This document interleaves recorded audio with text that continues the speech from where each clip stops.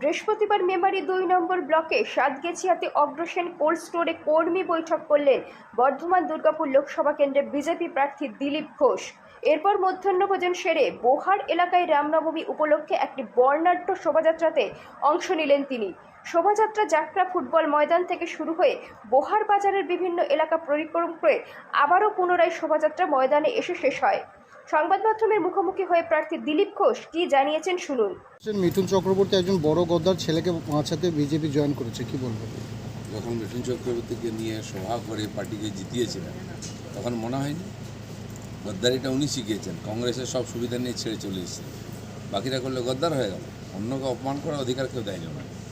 রামনবমী গেল, সারা রাজ্যে মুর্শিদাবাদের ঘটনা পরিকল্পিত। বিজেপির এমএলএ অস্ত্র নিয়ে মিছিল, কে অধিকার দিয়েছে, কেন ডিআইজিকে সরিয়ে দিলেন, এই পরিকল্পনার জন্য ইসলামপুর থেকে বিজেপিকে তো মুখ্যমন্ত্রী না, গোটা রাজ্যে হলো, কোথাও গণ্ডগোল হলো না। উনি প্রথম থেকে দাঙ্গার গল্প বলে লোককে খেপাচ্ছেন, কেউ মানেনি। লোক ভাড়া করে নিয়ে এসে গণ্ডগোল বাঁধিয়েছেন মুসলমানদের ভয় দেখিয়ে ভোট নেওয়ার জন্য।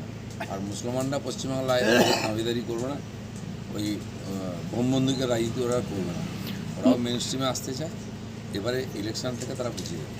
রাজ্যপালের উত্তরবঙ্গ সফরটা বাতিল হয়েছে এবং বাতিলের কথা জানালে রাজ্যপাল অস্বস্তিকর রাজনৈতিক বিতর্ক এড়াতে সফর বাতিল। বিবৃতিতে জানালে রাজ্যপাল সিবি আনন্দ। আমি বলতে পারি না। মুখ্যমন্ত্রী বলছেন যে রাজ্যে কোনো দুর্নীতিই হয়নি। সেটা উনি বলছেন। হাইকোর্ট কী বলছে, সুপ্রিম কোর্ট কী বলছে, সিবিআই ইডি কী বলছে, নেতাদের বাড়িতে কোটি কোটি টাকা এলো থেকে, তার তো জবাব দিতে হবে। শুধু তাই নয়, কেন্দ্র সরকারের হাজার নয় লক্ষ কোটি টাকা লুট হয়ে গেছে, কোথায় গেল আগে জবাব। প্রতিনিধি মৃত্যুঞ্জয় যশের রিপোর্ট, সুন্দর বাংলা নিউজ।